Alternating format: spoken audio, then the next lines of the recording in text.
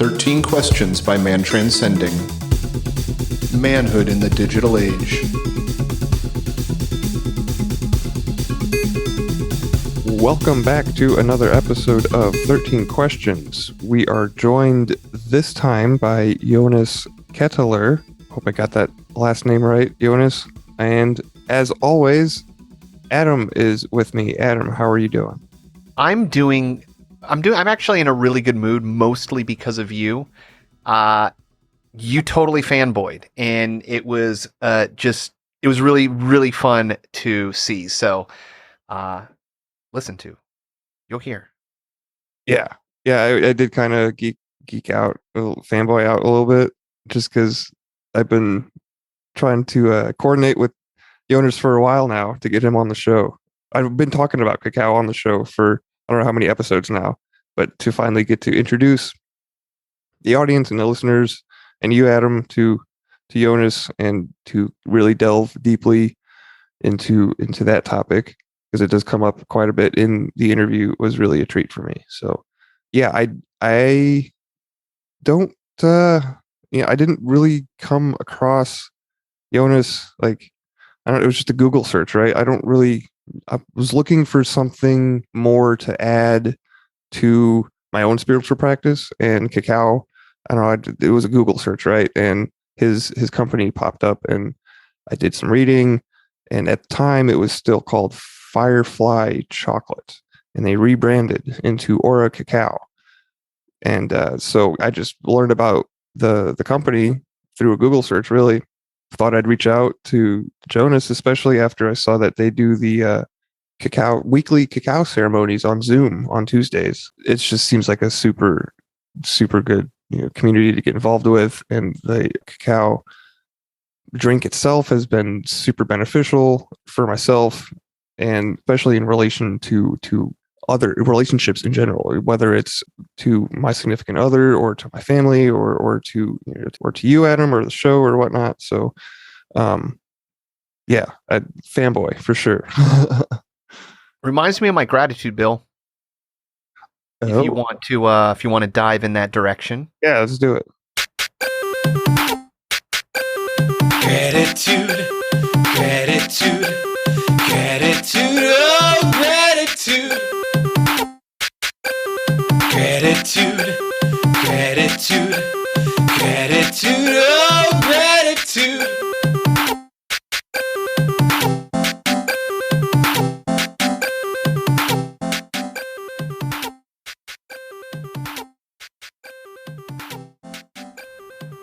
So my gratitude is the entourage effect, and it's something that I'm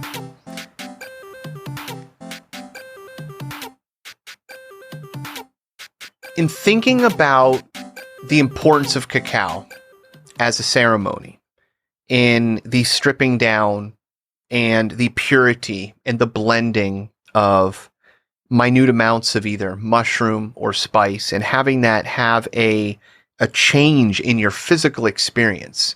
These things, when separated, have different effects. The same reason that certain terpenes can change the effects of certain medicinal herbs. This seems, I don't know, it becomes very ceremonial. It reminds me very much of a potion. So I guess what I'm saying is, my gratitude is just being aware of the subtle interactions between different types of things. I think of this in just a nutritional sense of blending things together.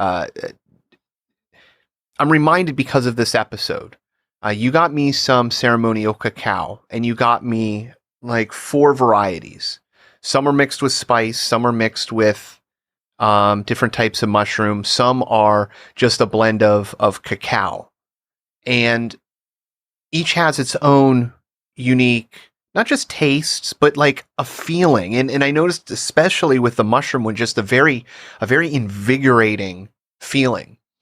And, I've taken many different types of mushroom supplements by Paul Stamets.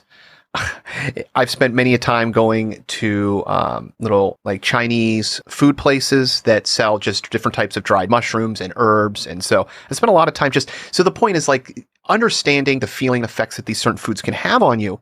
And then having the experience with two things that you've had separated that when blended together create a brand new feeling and a brand new experience. And I'm grateful that we can be aware of that subtlety, that ability. I mean, it reminds me of potion making. It reminds me of, just, it seems simple, but, with the entire process from start to end and the blending of things together that on and of themselves don't have an effect, but when you have the right knowledge and you put them together in the right way, nature can speak to you in a new way. So whatever that is in gratitude, I'm incredibly thankful for human beings being able to distill new experiences out of the world by creating new connections through ways that nature could not blend naturally.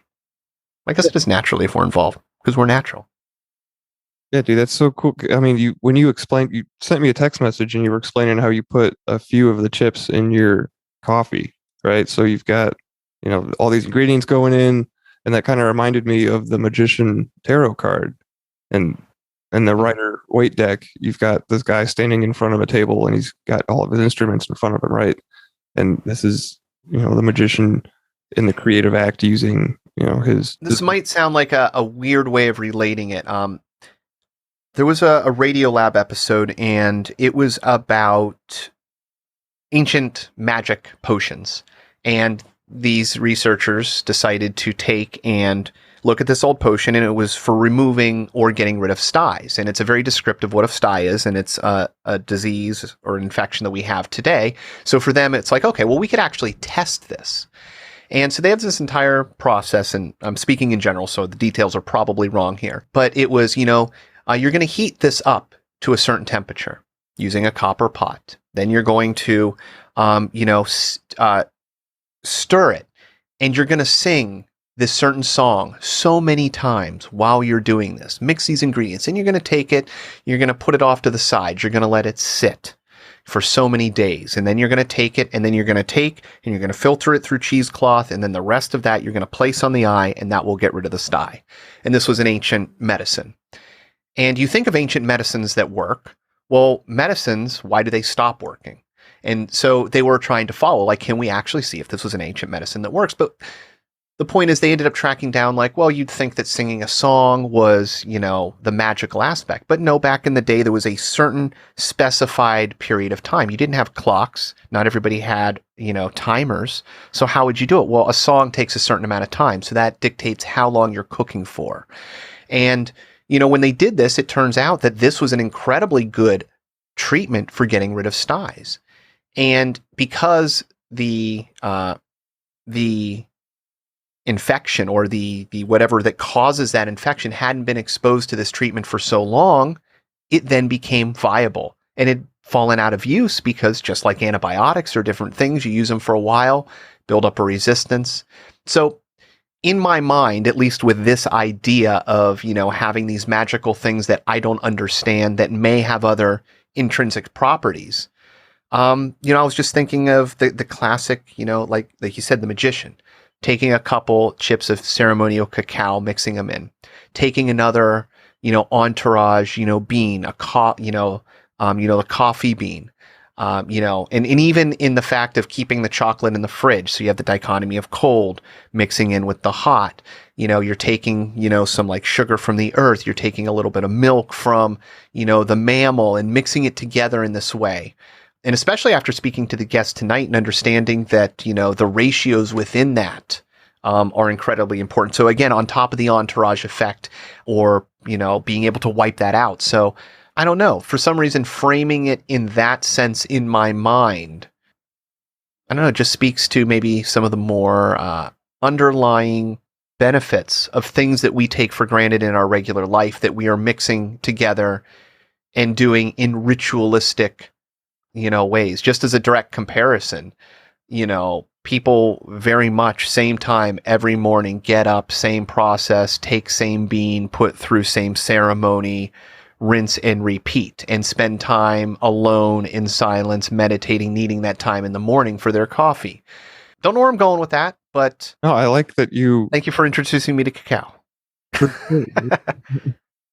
I recommend. I got, a gifted cacao to multiple family members over the holidays too. I think it's just an amazing tool resource to use, and I love that you were able to make it your own, like being creative with it in the way that you were able to think about it and everything that speaks to personalizing magical recipe or whatever, if you want to call it like that. So I think that's what we're supposed to do, right? Jonas does send a little, at least he did when I bought cacao, a little pamphlet that has a ceremony that you do before you ingest the cacao. And I've kind of personally, taken that and personalized it and added my own flair to it. And I think that's what makes it efficacious for us, because we get to introduce a little bit of ourselves to that recipe. So I love that you're able to do that. I think it's awesome. So yeah, and my gratitude comes with a little story. I attempted to move a Lazy Boy recliner the wrong way about a week ago, right? And I pulled whatever vertebrae is like in the lowest part of your back. Luckily, I did have a chiropractor appointment already scheduled, pre-scheduled, because I see a chiropractor in 2 days, right? So was in some pain for a couple days, went to the adjustment, was better, woke up the next day, re-injured myself, was even worse, right? And I had to wait over the weekend until they opened back up on Monday. Went there, got adjusted a second time. Okay, so I've spent the last about week or so on the floor. I'm standing right now because I can, and it feels good too. But because of all that, I've decided to buy a giant yoga ball to sit on, and that's what I've been using for the last few days now. Like, I've spent maybe a good 15 minutes on a chair or a couch or a stool. Other than that, it's on spent on the yoga ball or doing floor stretches, and I'm getting a lot of enjoyment out of that because it's helping to correct a lot of issues that comes with back problems, right? Super grateful for yoga balls. I would highly recommend one to anybody, especially if you have like a desk job, right? Office chairs are uncomfortable. Yoga balls are not, I think they're comfortable, but it takes some effort to get used to if you're not if you don't have good core strength or whatever. So I'm thankful for that. And that's one part of my gratitude. It's 2-part gratitude today. You get special 2 for 1. So the second half is the standing desk. What would you call it? Attachment? And not even attachment. You just set this platform on top of a regular computer desk, and it lowers and raises itself. So I can sit or stand, which is amazing, because I've mentioned before in the show, in my various day jobs, the majority of them have allowed me to move around more. So transitioning to a desk job and then working from home, mobility is limited, and you get a whole lot less exercise. Your posture suffers.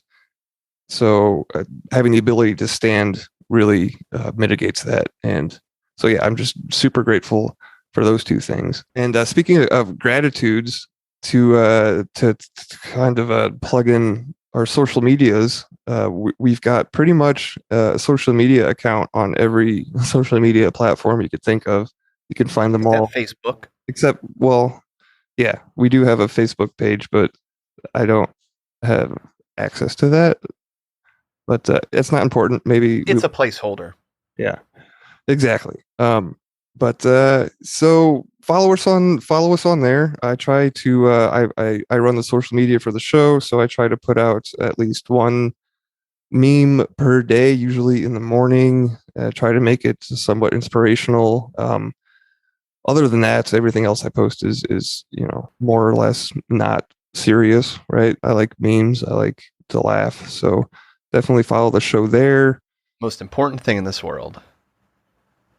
Right. Yeah. Laughter, comedy. Exactly. Fall into the well or laugh at it. I'll laugh as I'm falling down the well if I have to. Yeah. So check out the website. Plenty Sorry. No. Yeah, you're right. Lots of updates to come. I've been talking with Blake Art over at realityredesign.com. He's working on the website for us, and we're collaborating in some other ways, which will be made more apparent in the near future. And with that, share the show, guys. Share the show and send in your questions. I had a surprise question that I asked Bill if we should add to the show in passing weeks ago, I guess, and forgot and surprised me with it. So a new question on the show. Tell us what you think. And seriously, it's growing, it's evolving, and you can be part of that. And you can be part of the wisdom. And a lot of that is just knowing the right questions to ask. Or the people to ask them. So send us your guest suggestions, send us your feedback, send us your questions. If you feel so inclined to help us keep the lights on and keep this thing going forward, we have donation links and you can help support 13 Questions Podcast. Email us 13questionspodcast@gmail.com or 13questionspodcast.com. Anything else, Bill? Other than giant thank yous for everybody for joining us tonight, and we're here because you're listening. Yeah, thank you to all the listeners, and spread the word. And with that, this is 13 Questions with Jonas Ketterle.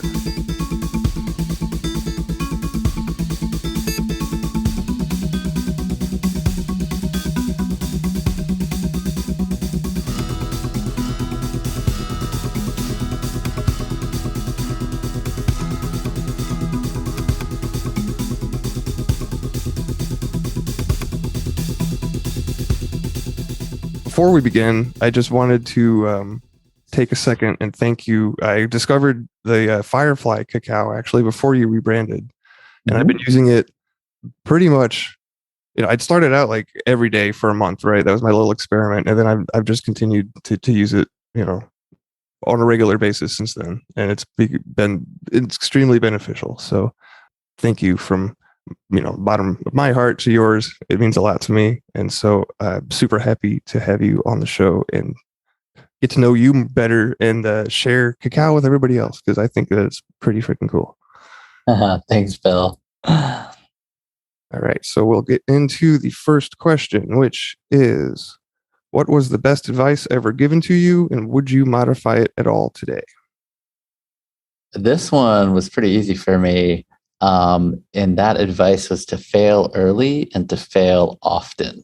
This was advice given to me in engineering school. Actually, it was taught to all the students of the engineering program I was in at Stanford, and I still use it all the time. So I would not change it one bit. The thinking behind it is, if you are learning something new and you have a limited budget or you have a limited time to figure something out and you really have no idea what you're doing, just the fastest way to learn is actually by making mistakes. And so this like fail forward approach of just like throwing yourself in there, making mistakes, then you know what questions to ask or how to do it better. It really works. And I would do the same thing in business today. It's a great philosophy, and it really stuck with me because I think growing up, I was terrified of failure. I was totally terrified of, not being successful. And then to be put into an intellectual community, a professional community where people are actually embracing and celebrating each other's mistakes because of the learnings that arise out of it was really cool. So how did you find yourself in that type of environment where people were accepting of mistakes and allowing other people to grow and whatnot? Well, I joined a startup first thing out of college, and they had also gone through the same engineering school. So that was kind of the culture that was practiced at that startup. And then I found a similar culture at the next startup. And then when I started my own business, it was kind of just natural to perpetuate that culture. It's also really relieving, it's like, because inevitably people make mistakes, and for people to feel accepted in their mistakes just creates for a much better culture and environment where people aren't scared, when something bad happens, which is human and inevitable. Right. When did you start your? I guess was it Firefly Cacao? Is that what your startup? Is that when the one that you began right out of Stanford? So right out of Stanford, so I did an internship at this company, Patenko, which was exploring using human power for the One Laptop Per Child project, which was actually a project that never really took wings. It was kind of a good example of a misplaced idea of, let's give everybody laptops in the developing world so they have access to internet and education.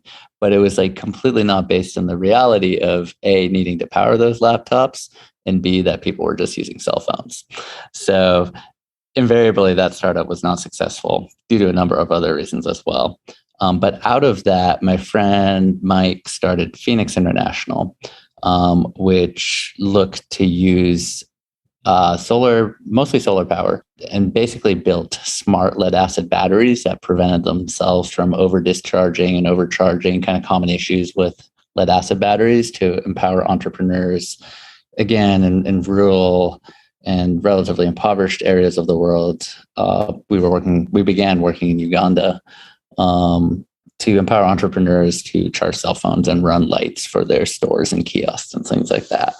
From there, I went to Greenlight Planet, which was more specifically focused on mobile cell phone charging and LED lighting solutions for end users. So no longer entrepreneurs as much, but just households.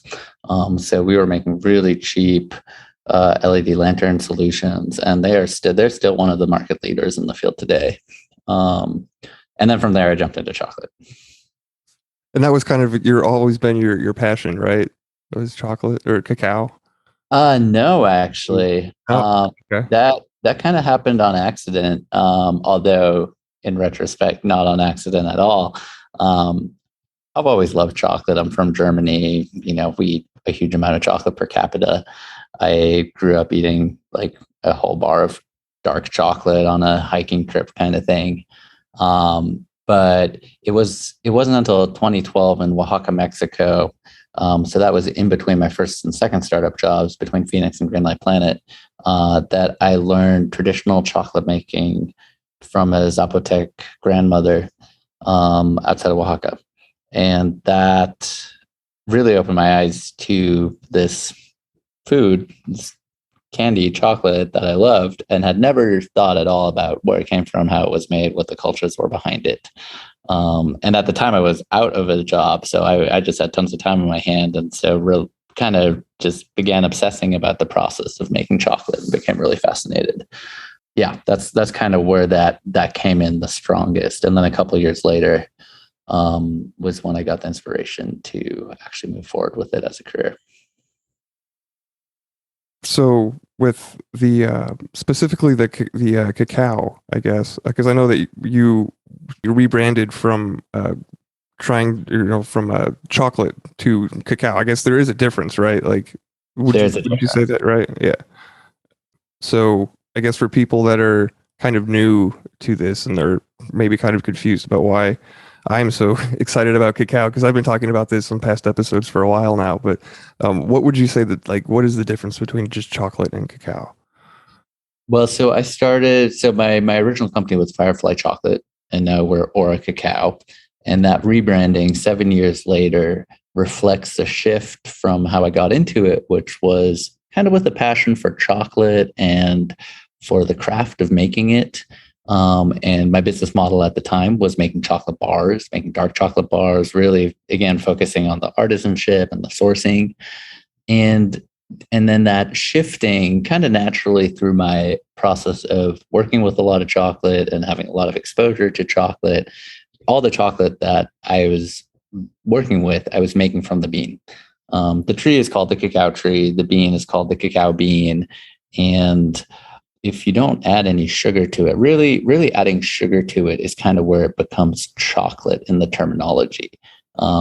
When there's no sugar added to it, it's 100% cacao.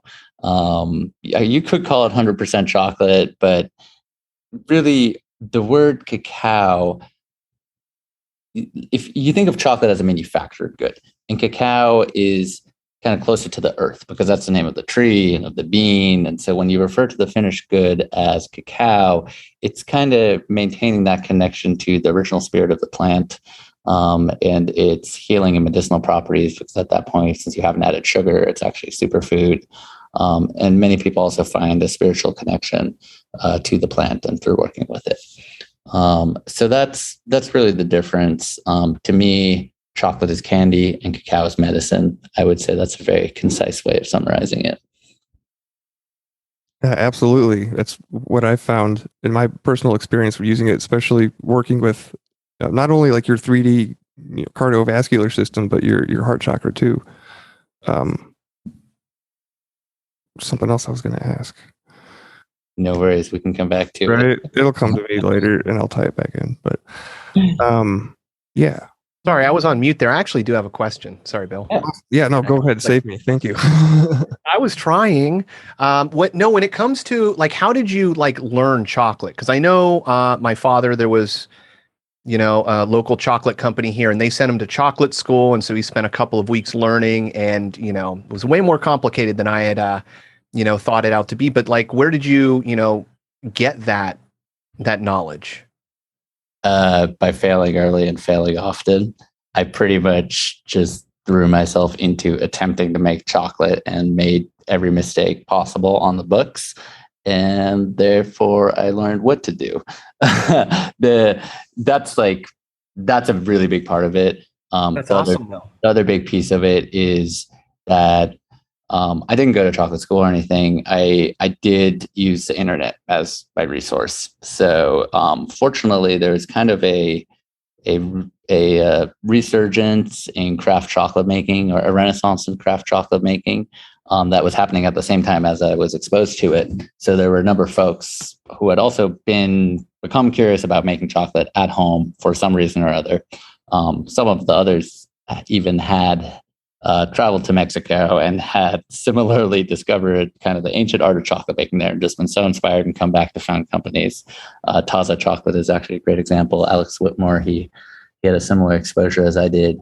And people were blogging about it. People were asking each other questions in online forums about it. And I just with a vacuum for any information I could find online. Eventually, I think a few years in, I started going to the Northwest Chocolate Festival in Seattle, which was a gathering of all the craft chocolate makers at the time.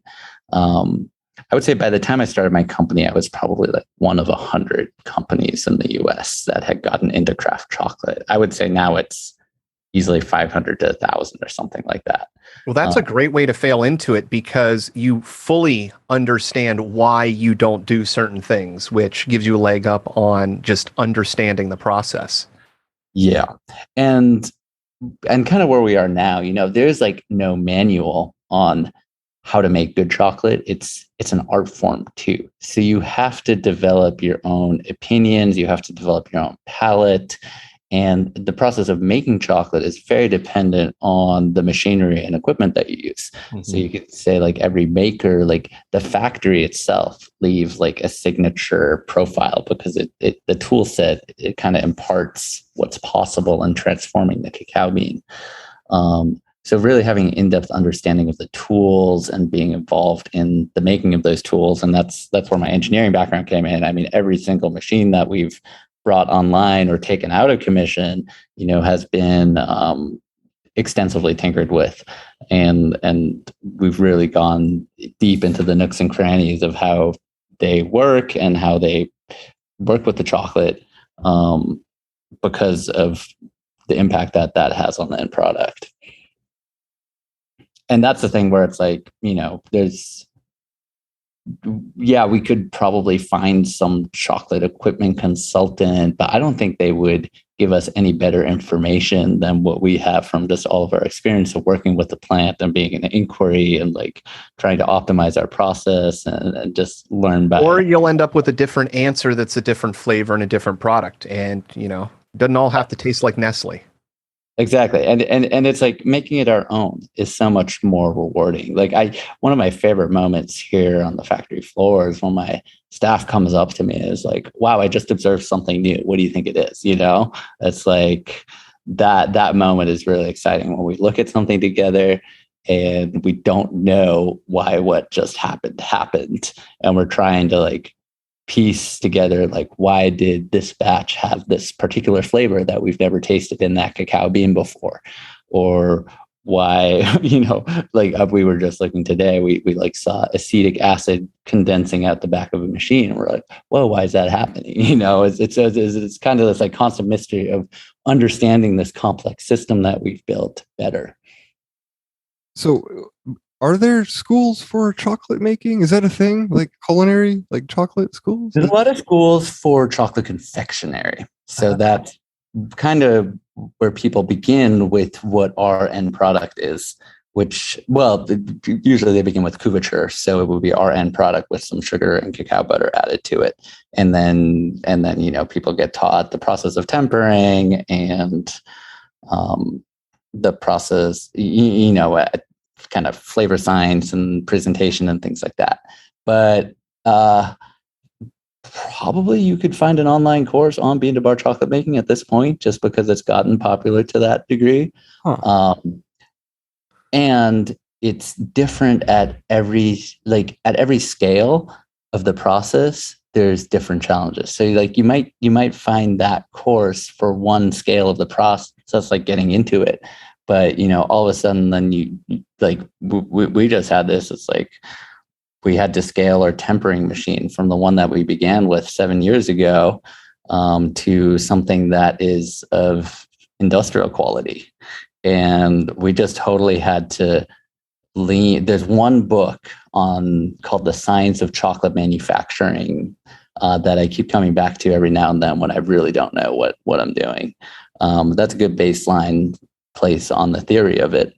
But yeah, we just kind of had to run chocolate through this machine and kind of talk to the manufacturer a little bit about some settings that might be useful, and then just really lean into our theory and also experiment a whole bunch and just try things over and over until we got the settings right. And kind of piece together our understanding for like how this slightly different type of tempering machine works compared to our prior tempering. Well, so yeah, lots of experimentation. Sounds like it's like a science and an art, right? Just like anything else with food, cooking. Yeah, and that's what I love about it. It's like it's science, but then there's so much that's also just not up to us. I did remember what I was going to ask you earlier. I love that you went to South America and learned from an elder, I guess you could say. And I know that in that area of the world, they refer to the cacao plant or the cacao drink, I guess, as the gold of the gods. Is that something that you've heard? And are there any stories that you may have heard picked up while you were down there about the plant spirit? What I typically hear it as is food of the gods. Theobroma cacao, which is the Latin name of cacao, it literally translates as food of the gods. And to me, that phrase is often kind of misunderstood. To me, the cacao is actually there to remind us of our own divinity, our own connection to God essence. So yes, we are deeply relating with it, but it's us that are the gods. Yeah, what I really picked up the most from like the traditional chocolate making practices is minimalism. And that's something that we really try to emulate here at the factory too, with all of our choices of tools and how we make the cacao, is that the medicine is in the cacao, and we're just nudging it through this elemental process, this elemental transformation where it goes through fire, air, earth, and water stages to kind of alchemize the medicine and prepare it into something that people can consume as cacao. The traditional chocolate manufacturing kind of like what you said earlier, tries to make it all taste the same. And there's so much nuance and character to the cacao from different regions, to different batches of cacao, that we really try to highlight that. And, you could say that in general is one of the aims of the craft food movement of local food, is to not homogenize it, but to celebrate the differences in it. Well, and I imagine there's a superior aspect with just, creating a healthier, more cared for, more nutritionally infused plant, that through the entire process is going to just maintain, more of what makes it in a refined form, and not mixing with other things that may react and degrade. So I don't think people, take that into account when they're thinking about their food. They're only thinking about it as, an object, not, well, is this grown in a highly, leaded soil? Because if it is, you have a problem. Well, about that, typically cacao will only pick up heavy metals if the soil is otherwise depleted. Really? Yep. So, and that would make even worse. Yeah. So if you're growing your cacao in a well-nourished kind of agroforestry ecosystem where you're taking good care of the soil, you have far less problems with heavy metals than you would otherwise. Of course, that's a broad statement. There's a lot of nuance to how cacao and actually many other plants pick up heavy metals, but by and large, ecosystem health is a big determining factor. The other piece that I just remembered, you were asking me so much about, is there like a school for chocolate making? And I was going to say, even if there was, they couldn't have taught me what I wanted to do, which is to make chocolate without sugar, because nowhere did anybody have a business model for selling cacao, or making chocolate without sugar. Even like the machines that I got, we had to modify or customize to work with 100% cacao. It's because it doesn't flow. It doesn't flow. It's heavier duty. You can't rectify any sort of flavor or sort of imperfections by adding other ingredients. You have to work entirely with your process. So you actually need kind of more fine-tuned control over your process than you do otherwise. So there were a lot of things that we just kind of had to invent. I love that. It's so, in order for it to be a ceremonial grade, it has to be 100% pure, right? There's no sugar. Is that correct? Yeah, that's kind of how I offer it. If people choose to add a little bit of sweetener to it, it doesn't like make it not ceremonial grade at that point. But I feel like from the point of leaving the factory, it should be a pure product so that people can make those health choices on their own.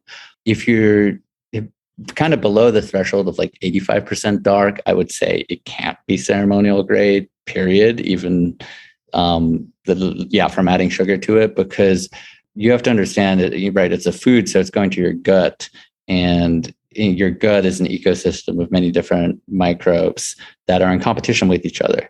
And the cacao processing bacteria in your gut will kind of be outcompeted by the sugar eating bacteria in your gut, because those are quite voracious and active if you add too much sugar. So there's a certain point at which the processing that's happening in your stomach just swings entirely over to sugar processing rather than cacao processing. And that's also incidentally why all the health benefits, all the studies on health benefits of cacao are done with really dark chocolate. They're not done with candy. Right. Or milk chocolate, right? Yeah, exactly. And actually milk also inhibits some of the beneficial properties of cacao. So if I get too cacao high, which happens every so often, if we're tasting too much cacao or something, I'll drink a bunch of milk or have a big bowl of yogurt. That really cuts through it and helps me ground. Yeah, I find that interesting because you see that with tea also, that health benefits significantly declined when adding a sugar or a a milk product to it, which would make sense if it's, directly interacting with your gut biome and, therefore interfacing with the absorption of those nutrients. Yep. Personally, I love that you leave sugar out because I try to exclude that from my diet as much as humanly possible, and it is super hard to do because it's in everything if you don't look at the labels, right? Yeah, so it really is. So actually at the beginning of my chocolate baking journey, part of what got it started was that I was fighting chronic headaches, and I had tried everything from like de-stressing my lifestyle to yoga to acupuncture, like was really trying to figure out why I was struggling with these headaches. And finally, it occurred to me to go cold turkey on sugar.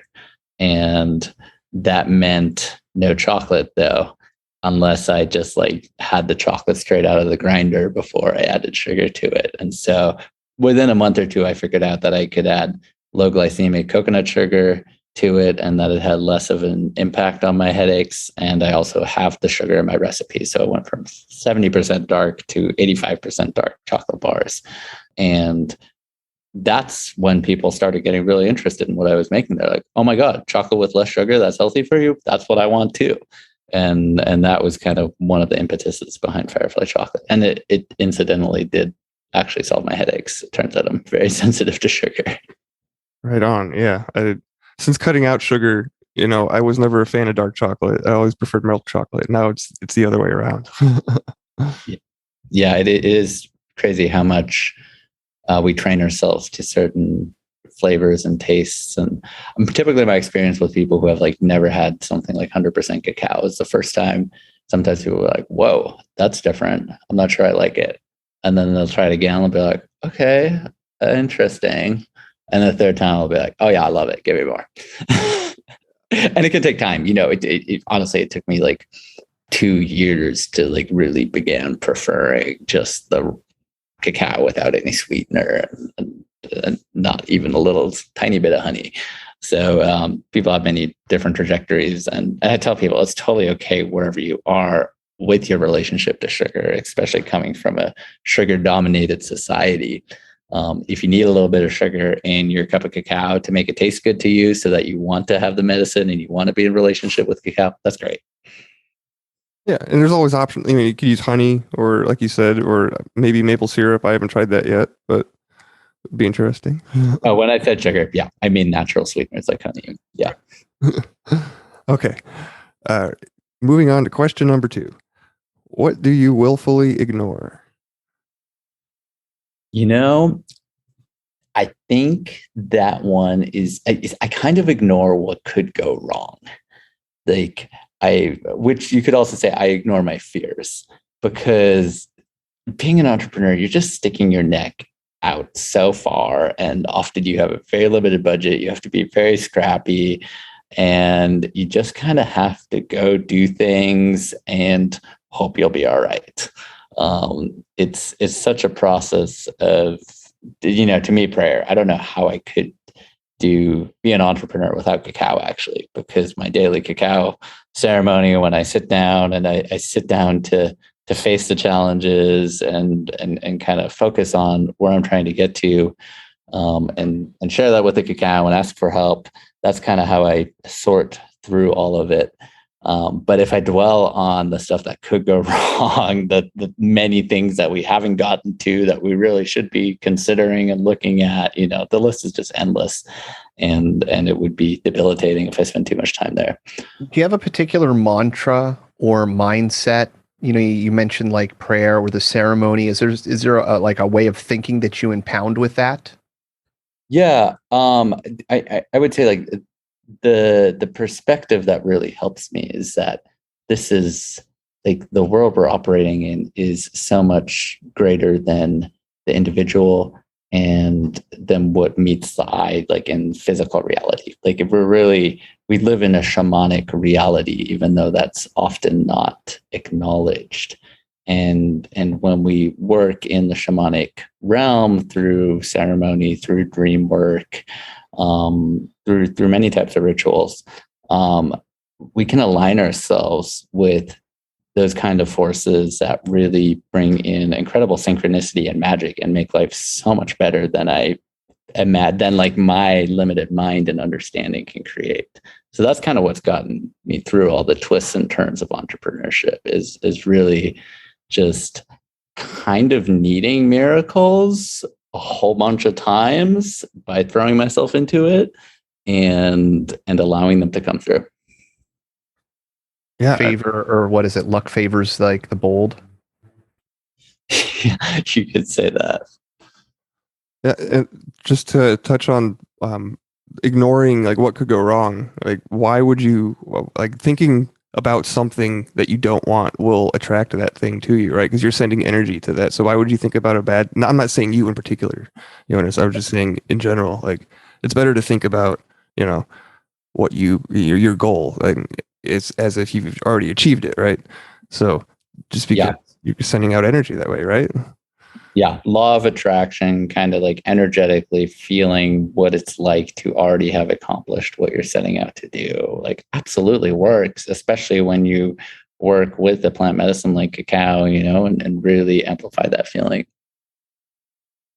Yeah, I love that. Just discovering, I don't know, rediscovering, remembering cacao as a plant medicine. Just the whole fact, like it's so subtle, all right? It's so gentle, and like because whenever I don't know, maybe it's just me, but like when the term, plant medicine is thrown around, people think of, ayahuasca or iboga or whatever, right? And those can kind of, turn some people off maybe, but, and it's not easily accessible, but with cacao, it's like, it's always been there. And It's a beautiful reminder of the magic that kind of immerses you. I kind of see this in, look at a deck of playing cards. It's just the deck of playing cards, but infused is there a magical tradition like tarot. If you understand what to read, there's more, but it's diluted in the same thing that, you have this, medicine, this magical thing that's around us that we all use. It's easily accessible, but it's been presented in a way that doesn't give you the full potential, and you can't realize it until you localize.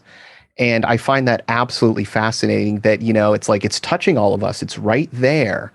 But, you're not given the proper way to experience it. So, I mean, that in and of itself is just as fascinating as living in a world in which this would not be accessible to you by knowledge, location, or whatever. So, I don't know where I'm going with that, but you've really got me on an interesting just way of thinking. Yeah, totally. It is this kind of bizarre paradox that chocolate is so prevalent all over the world, but it's in this like non-medicinal form as candy. And from that perspective, like we have a great gift that chocolate is legal, cacao is legal. And what makes it unique and different from the psychedelic plant medicines is that it's not psychedelic inherently. It can be if you choose to go there with it. But it's a very collaborative plant. Like I can drink a cup of ceremonial cacao and practically notice no effect if I'm not intending for it to have any effect. If I'm not open to it, like it's gentle in that way. And yet, if I like really sit down with some gratitude and intention, it can have tremendous results, like just as powerful as any of the psychedelic plant medicines, That's interesting because it's very entouragey. At least I used the the mystical mushroom infused, and that blew me away just in the amount of energy, that entouragey effect that just got boosted within it. And that's interesting that it would in other ways have that same ancillary. Never thought of it that being as kind of being that way. Yeah. All right. Yeah, it's I think all the plant medicines too, like cacao, similarly, like people come to it, they're like, oh, it's a superfood, it's good for me. Like I had a great experience with it. Let me drink more. Let me have 2 cups, 3 cups, and it's like a fabulous teacher in that way, because honestly, I've had some of my most powerful experiences with cacao on a single disc, and have been like, whoa, that was just a single disc. Or like even had moments where I thought I was on cacao, and then I realized I hadn't had any cacao, but apparently the cacao had been shifting my neurochemistry to predisposed me to certain states of mind that previously I could only access with the cacao. And now all of a sudden we're becoming accessible in day-to-day reality. So there's like a real way that it works with our neurochemistry over time. It's so cool with the heart brain connection too. You throw that into there, and yeah. So linked. All right, question number 3. What book has been most influential on your life and why? Well, kind of further in the context of cacao, I came across the book The Open Veins of Latin America by Eduardo Galeano, which is a book published in the 1970s. And I kind of during the Cold War. And it is a history of Latin and South American exploitation, all the different tropical crops, and how, Europeans, how the West has come in and really methodically suppressed self-organized indigenous governance and movements for countries in Central and South America to kind of have their own autonomy and ways of life. I encountered this book while I was in Belize sourcing cacao. This was on one of my very, very early trips. And I was down there with folks from the Acumen Fund who were doing an impact audit on our cacao supplier and really taking a look at the hard questions of like, okay, sure, you're paying a good price for cacao, but what kind of impact is that having in these communities? Like, how is that translating into their way of life? Is that actually upholding their traditional practices, et cetera, et cetera? Just like asking all the questions that I wanted to hear asked, like really, really sharp people. And then, in the evenings, we would just like go to a restaurant or a bar and just like discuss what we had experienced that day and kind of unpack it all. And really, quite frankly, it was devastating. It was devastating to come to grips and to terms with being in these beautiful communities and realizing and seeing the impact of 500 years of colonization and genocide, and realizing that here I was as a privileged, well-intended Westerner sourcing cacao from these communities. And, it was a moment of like, whoa, I'm stepping into something so much greater than what I ever anticipated. And how on earth do we do this in a good way? And seeing that even if we pay the best price in the country for cacao, there's no way that's enough. There's no way that can begin to even address the injustice that's been propagated and seen. And I feel like this book really gave me the education that I never had about all of the uprisings, about all of the suppression, and it's a catalog of injustice. It's hard to read, but it's been one of the foundations of how I look at cacao sourcing today, and also how I talk to people about things like cultural appropriation and how to truly connect with farming communities and honor them and establish reciprocal relationship. Yeah, I love that the ability to travel and gives one the chance to take in new perspectives, right? So being able to experience what these people or at least learn about firsthand, what the background of these communities have been like. It just highlights to me the importance of travel, right? Like there's nothing that can broaden your mind more, really, in my opinion. Like books would be like a good second, right? Yeah, totally. Yeah, traveling is one of my favorite parts of the job, and getting to, travel for sourcing cacao, having that take us to some of the most remote areas of the earth where the forest is pristine and where indigenous communities still thrive, has been really, really cool. Typically when we travel, like building relationship, it all comes down to good questions and having a translator that can translate questions back and forth. But it just, it becomes so fascinating when we get beyond the surface level and really start to form personal relationships with the communities that we work in. And I think a big part of like what makes that possible is, again, having an understanding of their history and what their culture has been through, and not just showing up as an uninformed Westerner. Like I would never take anybody to one of our cacao farms without at least giving them a very rigorous, like, okay, here's what you need to know about the context here. And because it really is a privilege to travel and kind of remembering that and then remembering how to be a global citizen and show up in a respectful and a good way and not accidentally, create or perpetuate harm by ignorance, basically. We've been to communities where the community in Guatemala that we sourced from in Chivite, it was hard to even get access there when we first showed up. They're like, okay, you can come by the village, but you can't bring any electronic equipment. You can't bring cameras or audio recorders, which of course we wanted to share the experience, right? And we asked why, and they said that the village was still traumatized from when Westerners came with surveying equipment and in an effort to dam the river that their village was on that would have completely displaced them. And fortunately, that project, the financing for it fell through and it never went forward. So they had a very interesting relationship with electronic devices, So we agreed to keep them away and first formed really good friendships, and then we were welcome to bring out our cameras and such. But that's kind of just an example of the kind of sensitivity that's needed. That trip was really, really special because we got to talk about the spiritual practices of that community and how they relate with cacao. And I remember when I first asked that question and the translator translated it, like it took them a few times to actually realize that we were interested, because no Westerner had ever experienced any interest in their traditional ways and practices before.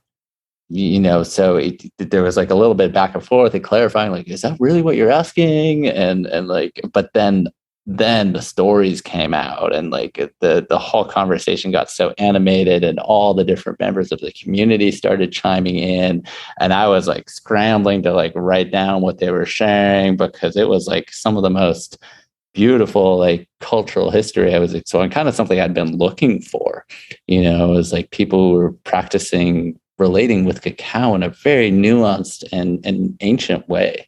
And I don't really share many of the rituals that they shared because most of them are really appropriate for their culture, but the place and the context that they're in, they're not really so appropriate for us necessarily. But it really exposed me to like all the different ways that you can relate with cacao. It was really, really eye-opening and beautiful. It, to me, also speaks to how when traveling, if we show up in a good way with the right questions, like the deeper impact of our travel is actually supporting these communities, which are kind of caught at the crossroads between their ancient practices and modernity. You see that in a village, like half of the roofs will be thatch, which is like locally made. Everybody pitches in to work on a roof. And then the other half of the village has tin roofs because they're modern and they don't need to be rebuilt, but that's taking external resources from a mine somewhere else. So like, what's better, and by showing up and really valuing and asking about their traditional practices, it helps them to see Westerners interested in that aspect of their lives. And that, here we are, we're coming, we have all this privilege and these resources, but we want to learn from them. It seems like it really does bring people closer, right? Cacao. Yeah. Everybody, right? But so just one more time, the title of the book was The Open Veins of Latin America by Eduardo, what was his last name? Galeano. Okay. We do have a question-free book catalog on our website, which features every answer given by every guest to the book question. So it's a good book list if you're looking for something to read. But Nice. this, I will definitely check that out. yeah. So this one will be under your name, and I'm pretty sure, 100% sure that this is the first book on cacao. So, or on this topic of like this. So I'm excited. Yeah, there's like a chapter on cacao, but most of it's actually not about cacao. It's about many of the other tropical commodities, or what has now become commoditized, like sugar and timber and etc. All right. Well, yeah. So that'll be on the website for when this is published. Mhm. And with that, we can move on to question 4. What rule do you have for yourself that you never break, and why do you think that it's important? It's basically to never stop learning. When I encounter something new that I don't know how to do, I like try to figure it out. If like I have a project where, somebody would just be like, oh, hire somebody to do that. I kind of try to figure it out. And like, I'm a relentless Googler, and I think that practice again was really instilled with me in engineering school, because engineering is such a vast discipline that you have no chance of like being exposed to all the different applications of engineering, right? So you just have to become really resourceful at solving problems. And it's kind of just like given me the tools to just keep learning. I love learning new things, and it's really empowering to take stuff into your own hands, especially like, building things. I think that's where it comes into action a lot. But even like marketing and sales, just like I just throw myself into it and again, fail early, fail often, and just keep learning. So I feel like I'm just like constantly building more skills as I go, and it keeps my mind sharp, and it makes for really good conversations too, because if I can figure out a little bit of what I don't know, then I can like have a more intelligent conversation with somebody who knows more than I do, and then I can learn from them, and it just keeps going from there. I've also hired people to teach me what I don't know sometimes. Rather than like hiring them to do the job, I'll be like, hey, I want to do this with you. Like, teach me how to do this. So I think that's pretty central for me. Yeah, I like it. It reminds me of a meme I saw earlier this week. I don't remember. It was a quote. I don't remember who it was, but it said something along the lines of education is not something that should ever stop in one's life, right? Like, always keep learning. Yeah, absolutely. Question number 5. If I were to ask your best friend, what is the one thing they would say you need to work on the most, and why? So I didn't ask a best friend before this, although I meant to. But I would say it's probably patience. Like, inevitably, all the things that I aspire to and I'm working on take more time to like actually see them into fruition than I planned for. That's really hard for me. It's really hard for me to just like stop and appreciate things where they are at the moment and celebrate that, because I'm always like relentlessly looking forward and, have so much vision, have so many things I want to see become reality in this lifetime that, yeah, I need to like just pause and also enjoy the process more. Yeah, I can. And, that comes into like pacing too, of like, just keeping us a healthy work-life balance and all of those things. Yeah, I can relate. I think patience was my answer when I was interviewed for the questions. No way. That's awesome. Well, I think it's very understandable to be impatient in this world, especially when we feel like we have an agency to make things better. But then we are also confounded by our 3D human reality and finiteness. Paradox. Yeah, it is.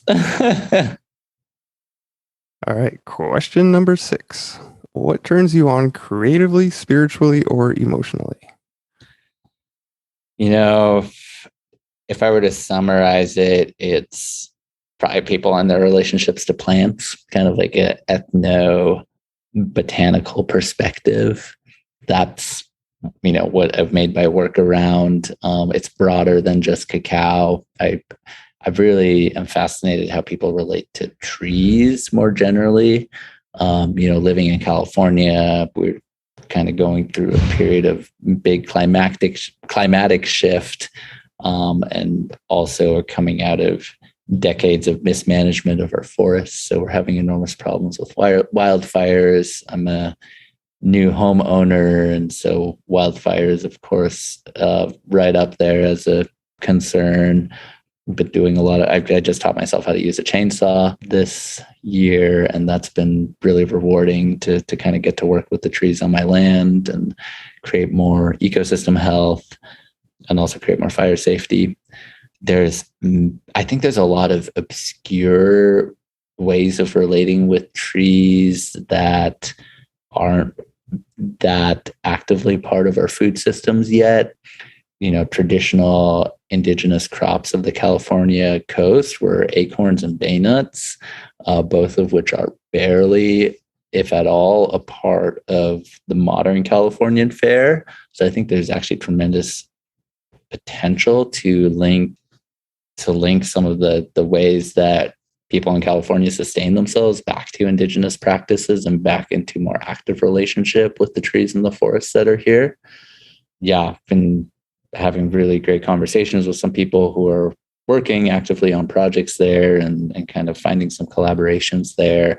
When I was Firefly Chocolate, actually, that was one of my initial seeds for inspiration. Was like, okay, cacao is really popular. Well, what if we put locally wild harvested foods into the chocolate bars as a way of connecting people to the ecosystems more? Because it's when people are in relationship with the ecosystem that they value it more, right? It's when you don't have a connection, you don't even know what the trees are when you walk, through the woods, that you don't really value the ecosystem. You're kind of disconnected. It's like you're appreciating it for like trees and nature, but it's so different when you walk out and you're like, okay, I'm going to go look at how the bay trees are doing, this particular time of year and see if in this particular grove they have flowers yet, or the nuts already turning from red to purple, or, observing what species of animals like that particular tree. Like there's so much depth when you start kind of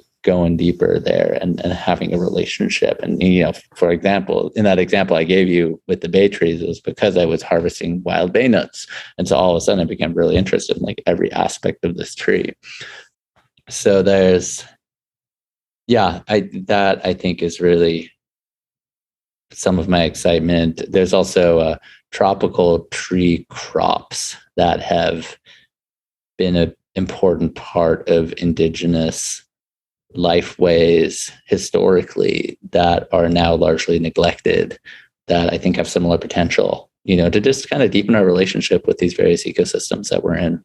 So it's kind of a reclamation of the beauty and the depth of kind of the fabric of life from a very like monotone capitalist, like, okay, here's just like 3 options: milk chocolate and bittersweet chocolate and dark chocolate or something like that, right?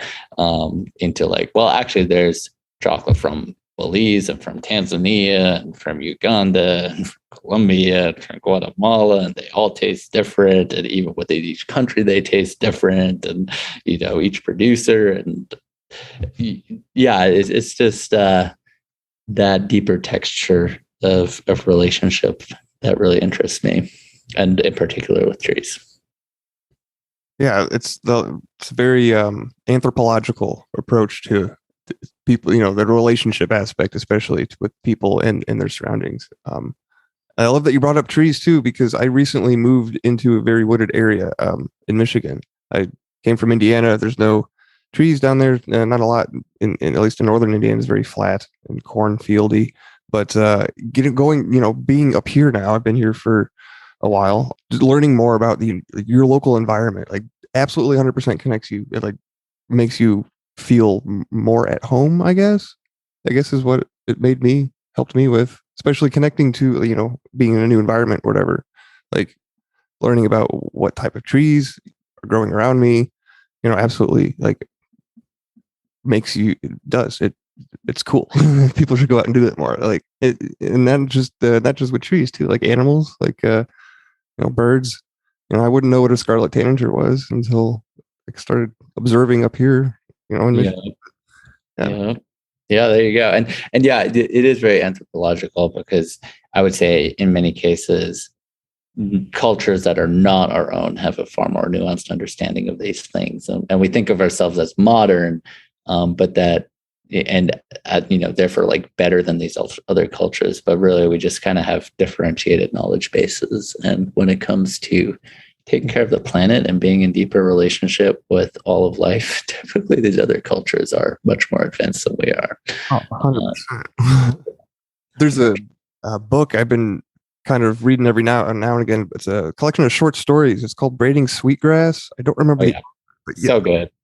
Yeah, 100%, yeah, for sure. Right. Yeah, that's definitely up there on some of the more influential books in my life as well. I don't think that one's on our website yet. Well, moving on to question 7. What was the most embarrassing or humbling experience of your life? This is kind of a protracted experience over the course of many years, but it's learning to dance. I didn't grow up dancing, and I still to this day, I have like 2 left feet if I like look at somebody and try to repeat what the physical body motion is that they're doing. Like my brain just doesn't work that way. So any sort of choreography or like learning partner dance was like ridiculously challenging for me. And I'm like, I'm used to being able to pick things up pretty well, and to like be in a dance class and learning like a sequence of moves, and all of a sudden everybody else is doing this whole sequence and I'm still like struggling with the first step or two. It's like really, really humbling. The cool thing is I've found my own way of learning dance, which is kind of intuitive, just like moving intuitively, kind of comes out of the ecstatic dance scene and also the contact improv scene of just kind of playing with momentum, and also trying to break movement patterns deliberately, like noticing what kind of my go-to grooves are and then trying to shift out of those body motions. Ends up actually being a very therapeutic experience, because when you move your body in different ways, you access different states of consciousness and work through ways that, often like you move in a particular way because there's like a blocked energy or emotion tucked away somewhere. So it has actually really been very therapeutic for me unexpectedly. And it's also been a ton of fun kind of working into my own dance connection, and then over time working into partner dance connection as well, and really feeling very comfortable dancing with people now. But that's been like a 10-year journey. It's been a big part of my life. That's really cool. I think dancing is absolutely one of the coolest things that you could do to, if you could, the whirling dervishes, that's a type of dance, right? The Essenes, they talk about dancing before they, meditate as a way of meditating, prepare to meditate. So definitely something that I've, wanted to, wish I could explore more. Like, how did you start, I guess? How does one get into wanting to go down that road? I actually really committed to it. I knew it was something I wanted to learn. So it was right at the same time as I was starting to learn chocolate making. And I just committed to going to dance once a week. There's a kind of big open ecstatic dance scene in Oakland that was incredibly intimidating for me at first. But I would just show up and kind of, for a while, just kind of watch people moving, and then kind of eventually started dancing by myself and feeling super awkward, but just kind of throwing myself into it. And a very just like welcoming community, like nobody really cares. Yeah, just over time getting more comfortable. But I knew that taking dance classes was actually not the way for me. Like I kind of had to go a bit more just on my own journey. I did one program called Dancing Freedom, which was actually a dance facilitator training, even though I like barely was a dancer myself at that point. But I just really I was really intrigued by this methodology, which I had encountered at Burning Man, and where I just felt like very myself and able to move And it was because the guidance was really, it was a dance ritual. It moved us through the different elements. And in that, it kind of like guided me on a journey where it was less about what my body was doing and more about my felt experience. And through that, I was able to access connection to my body and dancing. So I did a training in that, which really kind of gave me a good foundation for doing my own exploration then. I love that you just went feet first into the community, and it's cool that you found one that is so accepting too. I imagine that's harder to do in some other areas of the country, right? Yeah, it's cool. Ecstatic dance is a pretty global phenomenon at this point, but also the Oakland dance, which unfortunately no longer exists since the pandemic and such, but that was a hub of the whole ecstatic dance movement. So there was just such tremendous dance talent and this whole fusion of different styles there. I feel really lucky to have experienced that for many years. Question number 8. What is your greatest fear? How did you overcome it, if you have? Well, that was a hard one for me because I tend to not really focus very much on my fears, but I was kind of looking back, and I think one of the things that I really had to work through was the fear of death. That one was big for me, and death is something that completely caught me off guard when I was 21. My mom passed away, and up until that point, nobody close to me, not even like a pet, really had passed away besides my guinea pig. But I got through that okay. I did. I just like really had no context for death and how to navigate grief and things like that. And when I was thrown into that at age 21, it really hit me hard. It was a big catalyst. But yeah, years later, I was still just so curious about death, like working through how to relate to it, how to understand it, how to ultimately come to peace with it, that we're all going to die. And I brought that inquiry into plant medicine ceremony. It was in a ceremony where, I could say like I got very close to the experience of death through deliberate intention. There's actually an agreement that you make in the ceremonies, which is not to die. And I think that's really important because you could die if you wanted to with a plant medicine. And under very good shamanic guidance, I was able to get like very, very close to that state where like literally like I lost complete awareness of all my senses. So the only sense that I had was sound. And besides that, it was just like I couldn't feel my body. I was just in the void, and it was very, very timeless. Yeah, it was actually very peaceful, and it was kind of like going back to the source, kind of like I actually think the Matrix is a great example when they download that program on top of which all the other programs are created. In there, it's depicted as a white expanse, right? And then Morpheus shows up with the armchair. They bring in the racks of guns and things like that. They can create anything they want to. And this was kind of the opposite. It was just the same, but the opposite, because it was pitch black and it was just a void and there was nothing. It took me a very, very long time to come back from that void back into consciousness and full awareness of my body.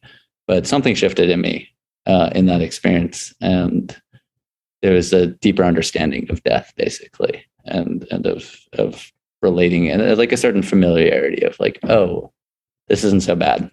Like I have less to be scared of now. I just really better live. And it made all of our reality seem a lot more beautiful too, kind of seeing that baseline of just nothingness and then all this physical reality built on top of it. So would you qualify that as a near-death experience then? I don't think I was actually in danger of dying, but I think I did access a state that people might go through close to death. I do. So basically, how I came back from that place was I breathed myself back to life. Like I got the guidance from the shaman to breathe, and I couldn't feel breath entering or leaving my body. All I could hear was the sound of a breath coming in and a breath going out. And that I just followed that meditation until gradually, bit by bit by bit, it seemed like an eternity, sensation came back, and my awareness came back into my body. Like you can really think of it as like my seed of consciousness, left my body, it went somewhere else. It went to this place of void, and then through the breath, it came back in. Wow. Thank you for sharing. It's awesome experience. Yeah, I don't talk about it very often because it's a very, kind of sacred experience, but it is a medicine story, and they're meant to be shared. And I think it really does answer that question you asked. Moving on to question 9. What is your single greatest driving force in life, and how do you further it? This kind of is almost an extension of what I began sharing in the previous question, which is my mom's passing. She took her own life when she passed away. And that concept of like deliberate death, and more broadly, looking at the pandemic of suicides, that is kind of this underlying elephant in the room in our modern society, right? It's like, well, if our society is so great and modern and advanced, why are people killing themselves? Like what? And the story that our modern society gives us is, that there's something wrong with those people. But you look at the numbers, and it is actually on like a major pandemic level, and it's been pretty consistent throughout the past many decades. I know during the time of the HIV/AIDS pandemic, when that was a big thing in the 90s and such, every year there were more people dying by suicide than by HIV/AIDS. During the Vietnam War, there were more people dying by suicide in our own country than death in the Vietnam War. And you look at like what got the news coverage, right? It wasn't suicide. So those numbers I actually had to dig for deep. I had to go into US government archives to even like put together historical figures on annualized suicide deaths in the country to be able to compare those to those other metrics. So those are actually some of my own statistics I came up with.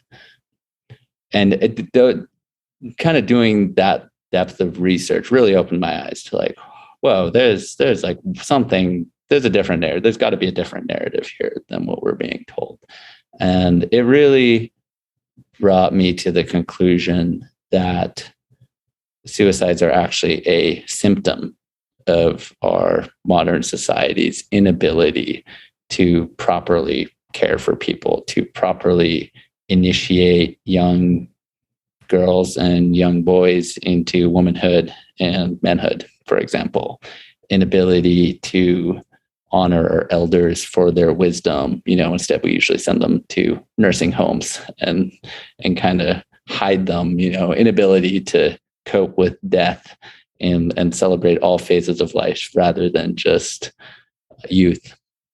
So many things that we actually struggle with societally that end up, make people feel missed, make people feel unable to talk about their struggles, not have the resources they need when something really challenging happens in their life.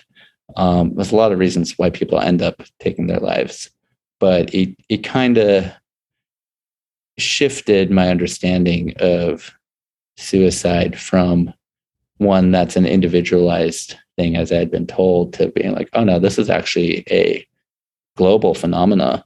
And this is just like climate change, this is like an indication of serious imbalance.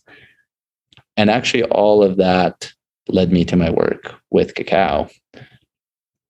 turns out, so I wanted to start a suicide prevention not-for-profit, and not with the goal of preventing individuals from taking their lives, but with the goal of educating people about this broader, more holistic view of suicide and understanding it as a pandemic of modernity.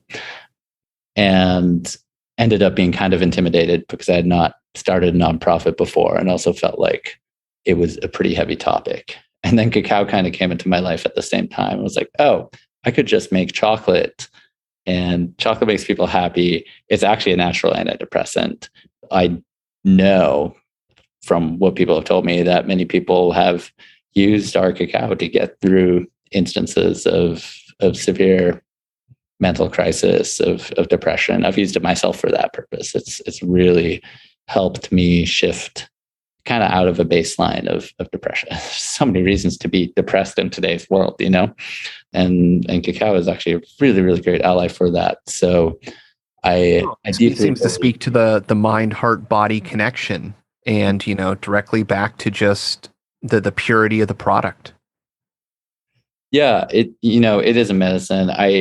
I foresee a future in which, interestingly, cacao is contraindicated with many over-the-counter antidepressants because it works on the same neural pathways. So if you're taking those antidepressants at the dosage that you're prescribed, and then you take cacao on top of it, you kind of overdose on those antidepressants.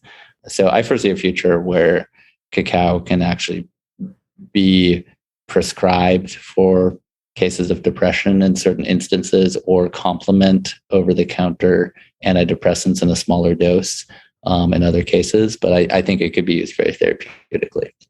I would love to get some medical research studies on that going. That's definitely a long-term thing. Yeah. No, I love this. You know, if you think of, you know, plants and medicine as kind of having their own energy, you know, they are their own thing. You know, we're a hurting society, and this is a very helpful thing, and it is ubiquitous around us. It is everywhere. It is infusing, and this is just the next step in, you know, that purity of the product. So, yeah, it's very cool. I love that. Yeah, good. I had no idea that suicide, those statistics that was takes more lives than I had thought. That's kind of mind blowing to me anyway. But you touched on two things that are kind of important to this show, which is the topics of initiation and honoring our elders for their wisdom. We actually just had not even a listener, just somebody who found us on social media and sent the show an email asking for suggestions for what she can do with her son and her family to initiate him into manhood, right? So like there is absolutely like a lack of that in today's culture for sure, 100%. And the second topic, kind of honoring our elders for their wisdom. One of the, I guess, the impetus, one of the driving forces behind this show is I like to say is to give people, because we do encourage our listeners to go out and have these conversations and record them themselves, but as a way to kind of memorialize the wisdom of their role models, right, and their elders and people that they've looked up to, and in this way we can kind of preserve these, you know, this wisdom and these stories for, you know, for forever, however long the internet's around, right? Yeah, totally. Yeah, I mean, you could say we're an uninitiated society, and many of the adults running the show are actually children with a lot of unresolved trauma and things like that.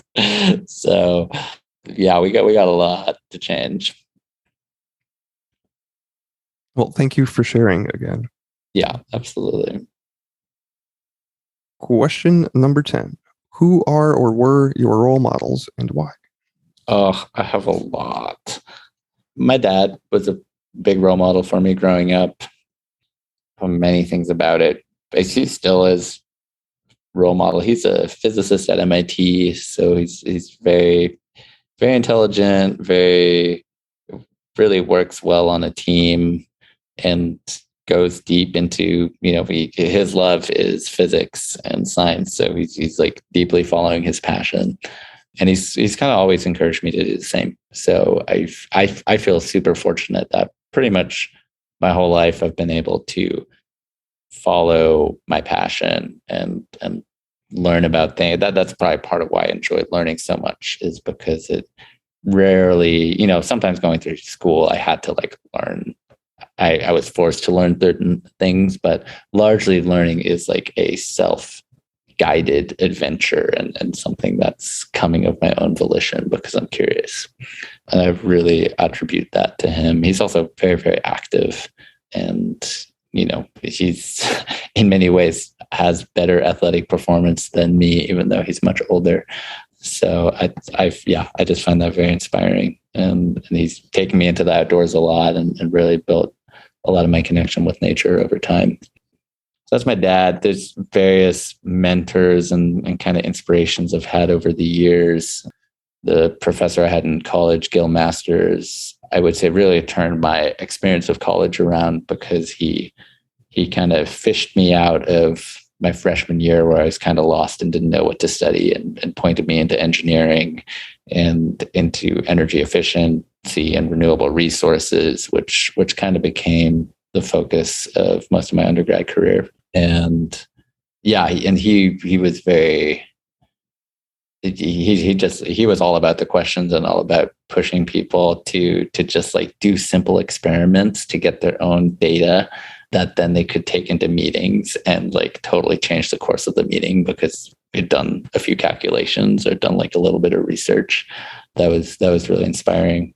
Later on in grad school, Amory Lovins was really inspiring. He was like deep in the energy policy world, and that was really inspiring for me, as seeing somebody kind of translating technical expertise into energy policy, into the policy world, and kind of bridging the technical with like, okay, how do we actually implement these systems, these better ways of doing things that we already know how, and kind of fighting all the public frays with the utility companies and with the fossil fuel industry.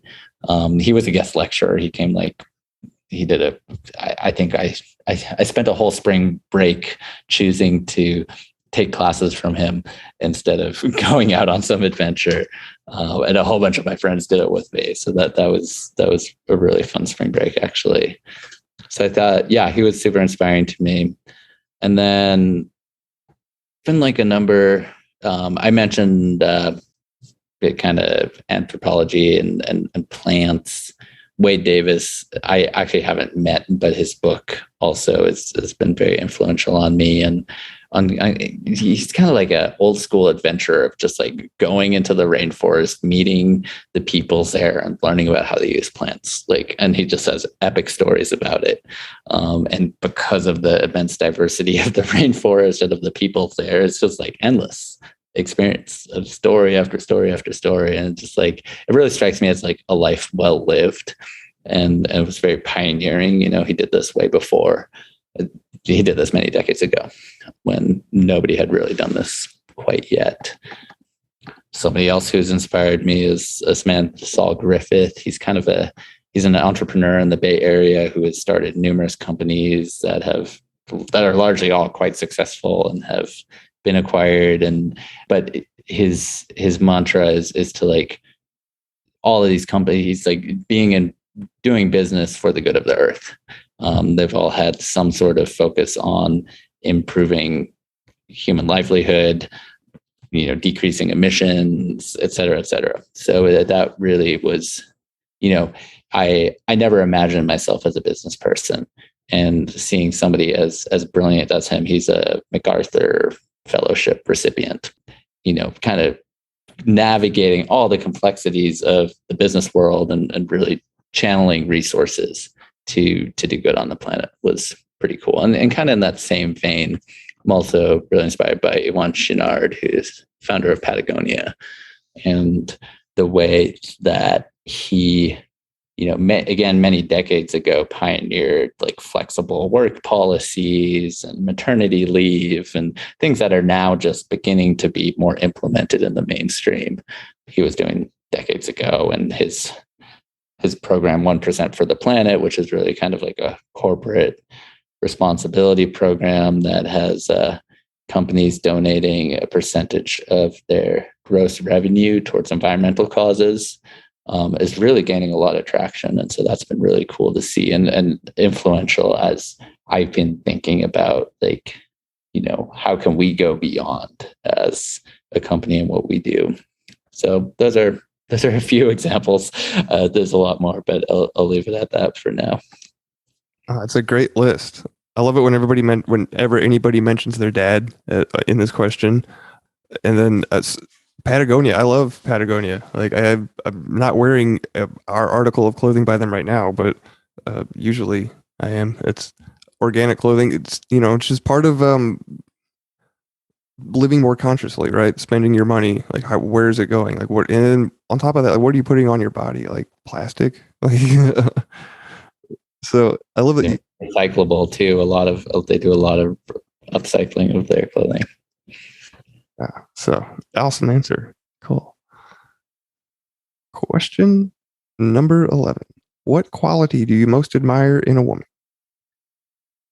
It's hard to distill down to a single thing. I find I was actually at a ceremony the other day with a dear friend of mine who holds beautiful ritual space, and we were playing with the word devotion. And I feel like that really captures a lot. There's like a devotion to each other and relationship, but there's also a devotion to herself, to her own growth, and then in relationship to each other's growth. To me, there's also like an unconditionality in that. Growth is often messy and complicated, and we can kind of see our partner's process of growing, but are also somewhat powerless to really do much about it because they have to go through their own process, and we often attract each other to catalyze growth in each other. So I find that kind of just that steadiness, that unconditionality, that devotion to be really the most nurturing and supportive of being in relationship with a woman. Yeah, that's kind of what I landed on thinking about this. I think there's a ton of others, like really good communication and being able to own what's her own. I would say these apply to men just as well. I think good communication and ownership of your own stuff is really important in both. I had a little bit of trouble. Devotion too. I had a little bit of trouble being like, well, what actually, would be just for a woman and not also for a man? Because I think ultimately we have both in ourselves, right? We might be in a certain body, but we have our own feminine and masculine expression all the time in our inner landscapes and in how we choose to move through the world. Yeah. I love it. Devotion. I don't think that we've had that as an answer before, actually. I've got a list of notes in front of me of past answers, and I don't see that popping up. So I love a great answer. Awesome. As you're saying that, there's also I think devotion also captures to me like a devotion to the beyond, to the greater. Like, I think being in relationship with a woman is like, it's not, it's to me, it's magic. It's like, I don't really choose who I come into relationship with. I kind of see like the women that I've related with as more this like divine orchestration and synchronicity, where we like share a very deep, intimate connection for a certain amount of time, and and then go on in other ways, sometimes staying friends, sometimes not. But I've come to see it as kind of like relationship as this deeper prayer, and when both people are really in tune with that and tending to that, and kind of devoted to going to ceremony and tending to the relationship in that way, that to me means a lot. Kind of honoring the sacred in relationship, and just the incredible sacred alchemy that relationship is. For sure. And just to tie it back to cacao, I guess, because I've had success using cacao in this capacity in my relationship with Ellie, is it allows for you to create a sacred space in which you can facilitate communication, a heart-to-heart level, in which, hopefully will foster growth and, self-development and whatnot. So it's a great tool to use to, like, as you're saying. So yeah, it is a very good tool to use. I have used it a lot in relationship. What I will caution at the same time, like any tool has its shortcomings, and what cacao does really well is the heart to heart communication. But there's also mind to mind communication.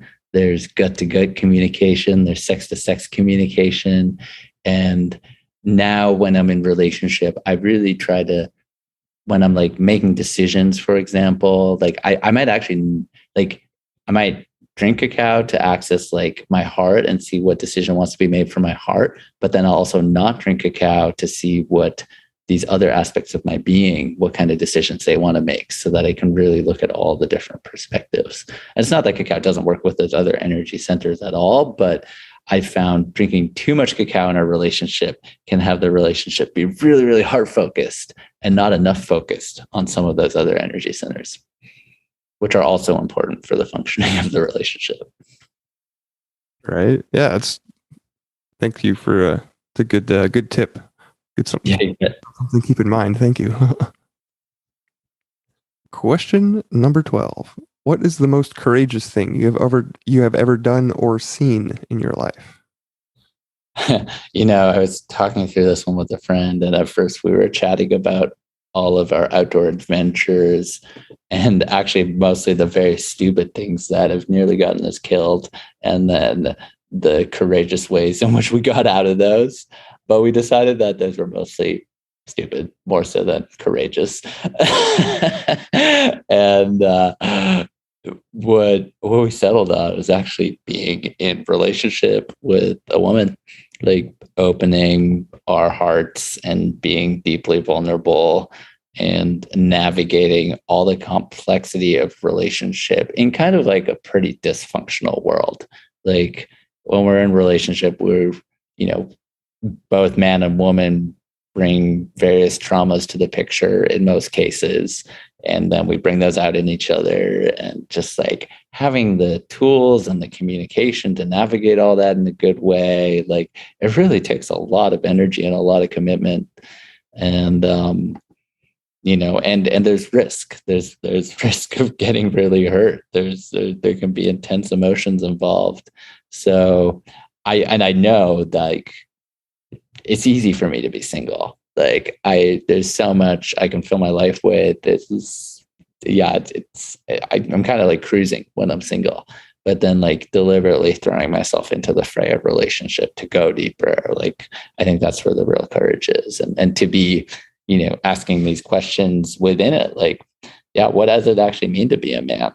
What in relationship, as all these roles are kind of being redefined and explored.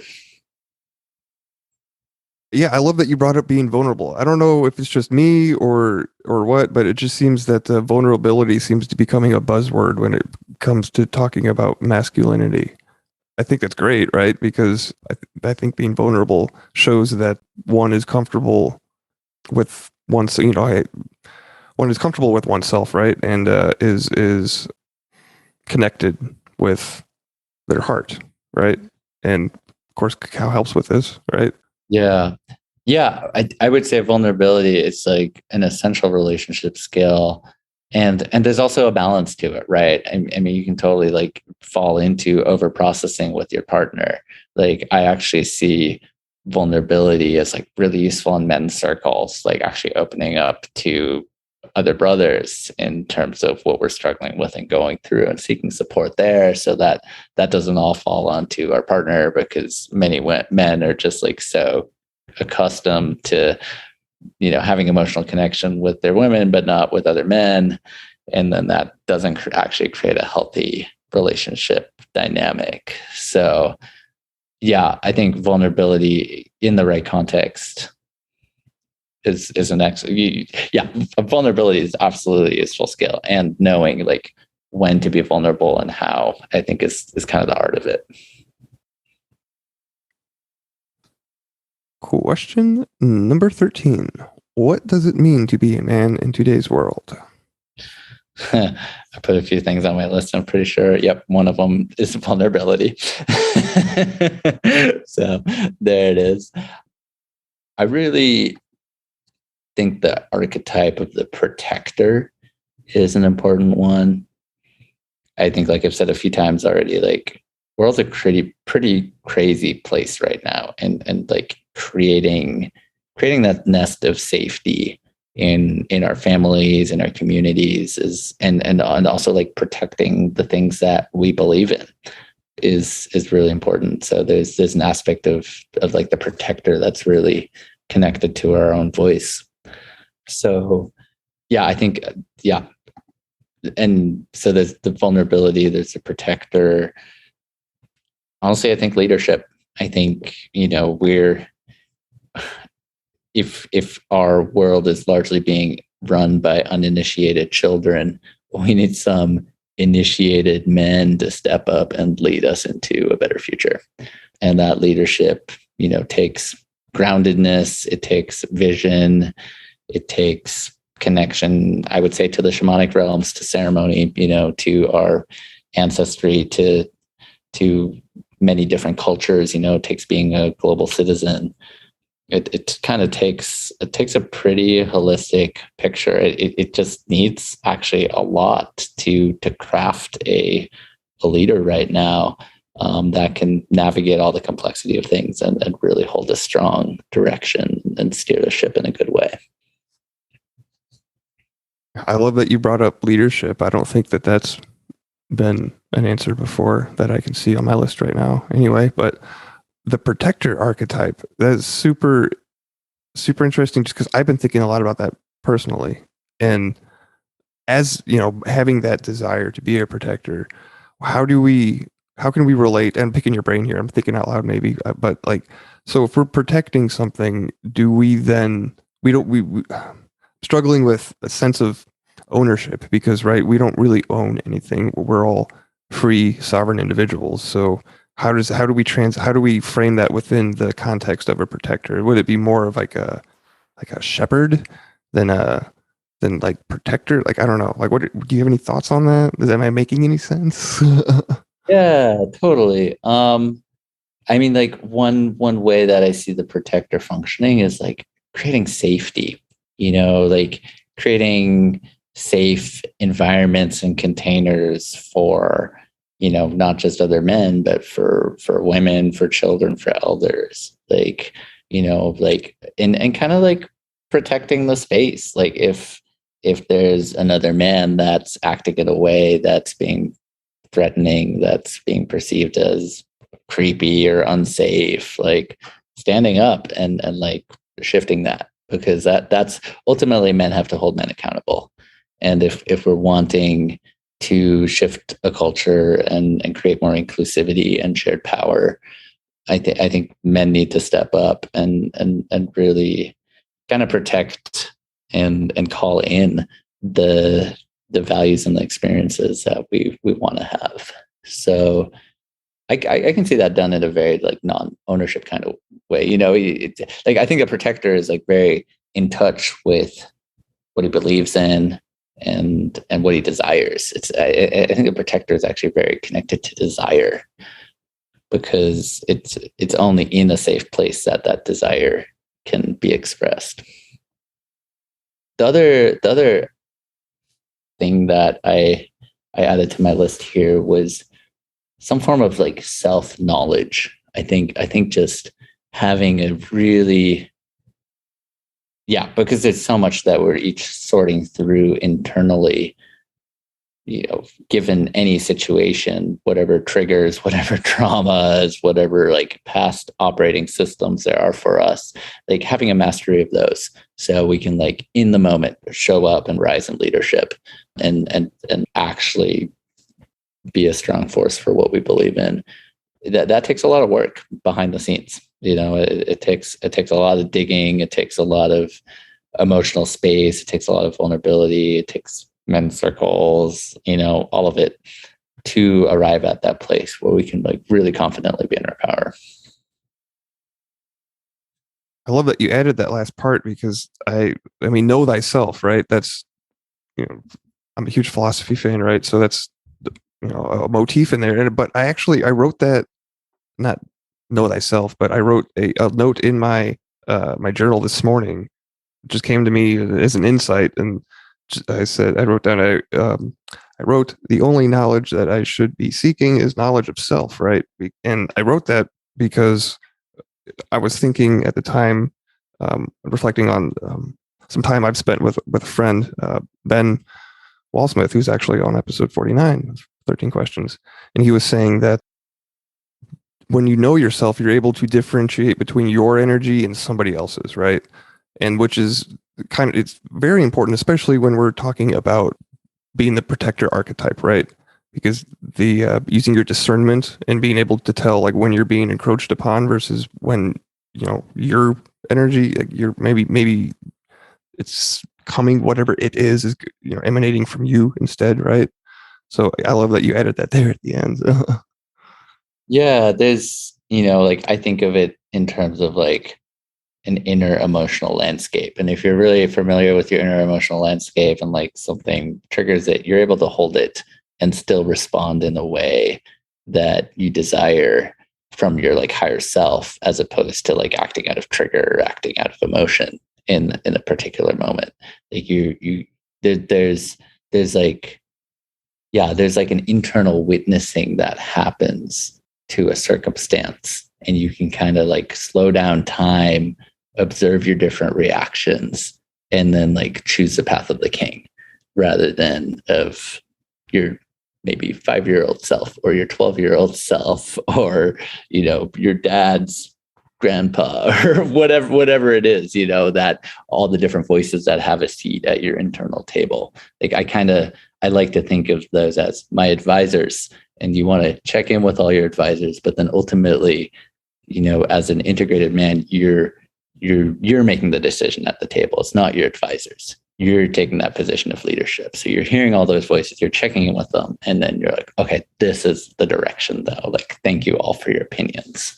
And that, that takes a ton of time, getting to know each one of those advisors and cultivating a good relationship with them, and tending to them. And I would say it's an ongoing practice of tending to them and making sure that their needs are met, so that when you make a decision that might be counter to what one of those voices wants, that they're not like screaming in protest. They're like, okay, you've heard me. I've gotten to be expressed other times, like, that they also feel part of it. And that's such an important part too, is stepping up and authorizing, right? Taking authorship and making that command, really, or instituting the movement of energy, right? That's the difference between being a child and being a man, really, right? Yeah, it gets back to that thing we were talking about leadership. Really, yeah, I like authorship as well. That's a great word for it. Adam, did you have any last minute thoughts, or did you have a bonus question? I think you texted me earlier this week with a new bonus question, possibly. That you wanted, if Jonas, do you have time for that? Or Oh my God, I did. What? Sure, I didn't even remember the question. So sure, let's ask it. This is going to be a surprise to my brain as well, even though I created it. Bonus question. What haunts you? Wow, good question. I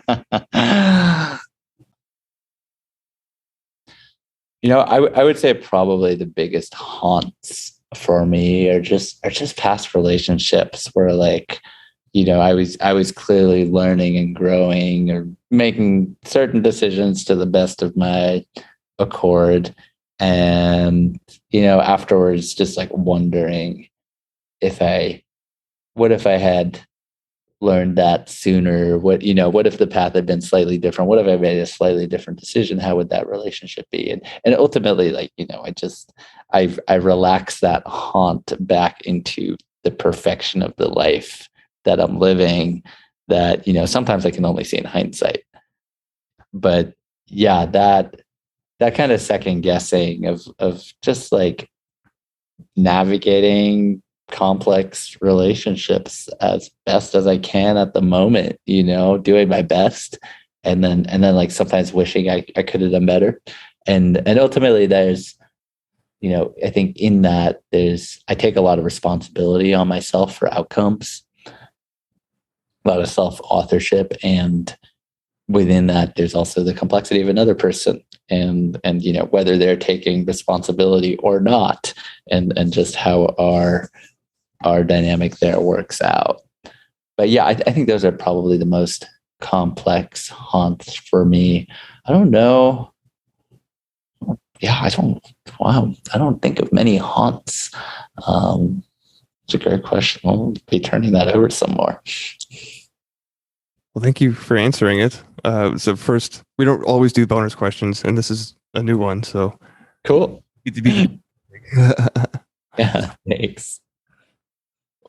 Well, Jonas, please tell people about Aura Cacao. I definitely wanted to mention that you guys are still doing the live online cacao ceremonies on Tuesdays, correct?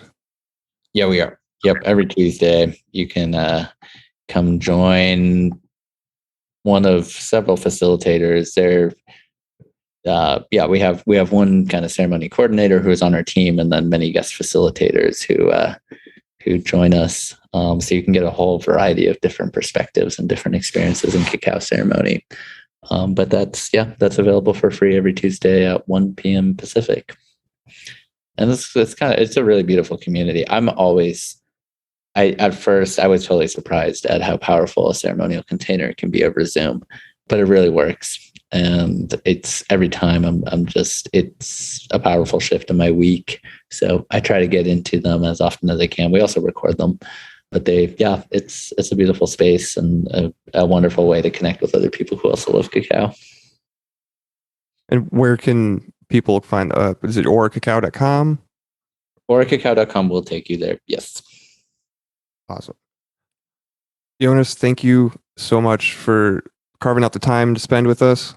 I was super excited to hunt you down and to get to have you on the show. I'm so happy that this episode will be out soon. Actually, yeah, it'll be out. I was gonna say, Bill, you seem itching to edit this one. Right. So yeah, anything else that you would like? Any last minute words from either Adam or Jonas? Yeah, for myself, just thank you. These are great questions. I really had to take a moment to think for it, and I appreciate your persistence and getting me to step away from the chocolate factory tinkering for a moment to drink a cup of cacao and kind of ponder some of these bigger things.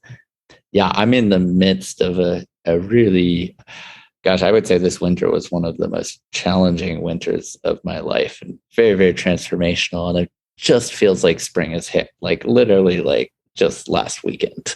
I'm kind of like really feeling this like sense of renewal and integration of a whole bunch of things that I've learned and that have become part of my being and kind of experiencing myself in new ways. So it's pretty exciting right now. The spring really is here, right? You've planted the seeds and yeah, you're just starting to see those first sprouts come up. Well, and literally, like we just had a new moon, all the planets went direct. Like I'm really feeling a powerful shift in the energy. So yeah, it's exciting and it's a good moment to reflect as I'm kind of like reauthoring some of the narratives and stories in my life as well, and also integrating what I shared about my mom's passing is something that I don't share super often, mostly because I don't want people to feel sorry for me. I had my mom for 21 years and am so blessed to have had all that time with her. And, some people in our lives, we just don't get to spend our whole lives with, even though the narrative is, oh yeah, they're your parents. You should spend a good chunk of your life with them, It's like not necessarily the case. And the catalyst and the initiation that she's brought into my life. And also, I didn't mention this, but she's deeply connected to my work with cacao in some other ways as well. I've realized that she's just such an important part of the story.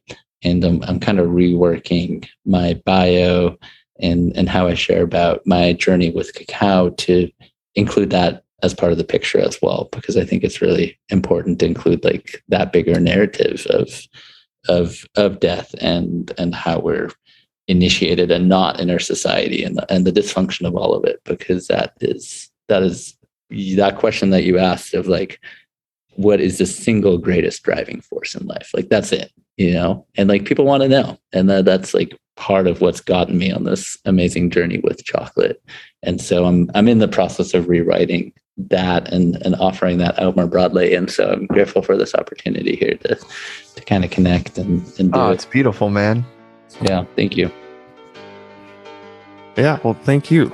And maybe I'll see you at a cacao ceremony. Yeah, that'd be awesome. Well, thanks for your time, both of you. And again, thank you for the questions. Yeah, same for you, man. Thank you for the honesty. Thank you for the wisdom. And yeah, thank you for the chocolate. I mean, connecting on a billion levels here, but thank you.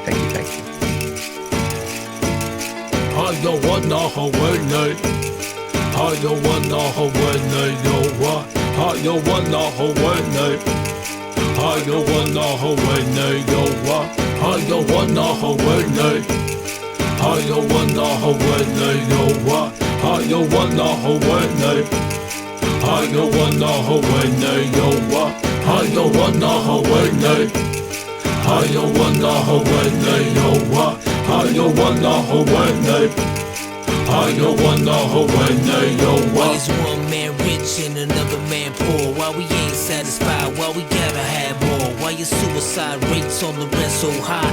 Why I tell you the truth but you say don't lie? Why is being a good father at an all-time low? Why is it acceptable? Yo, why? I don't know. Why she blame him and he blame her? It's useless. Ask yourself this question. Why you making excuses? Why do parents gotta bury their kids? Why we text and drive, not caring how scary it is? Why it's so hard to forgive and leave the past behind? And if you did, then that's divine. Why don't you help your brother when you see him fall? Why do we act like God don't see it all? Why do we call them black, them white, them Asians and use labels?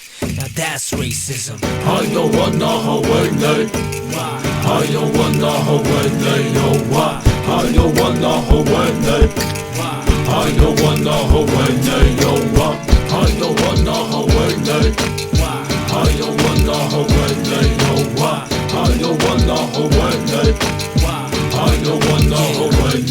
Why? Why is there innocent people locked up for life, while some people can't say nothing nice? Why do we always gotta question what all of it means? And why won't you follow your dreams? Tell me why. The night when you took my dad, why'd you let me see my grandpa cry? And tell me why. And why do you choose to hide, even though you was born to fly? And tell me why. And why don't we turn from all the hate? And why don't we learn from all mistakes? Why do I keep on wrecking these fat beats? And teachers don't make more than professional athletes. And why? And why? And why? And why? And why? And why?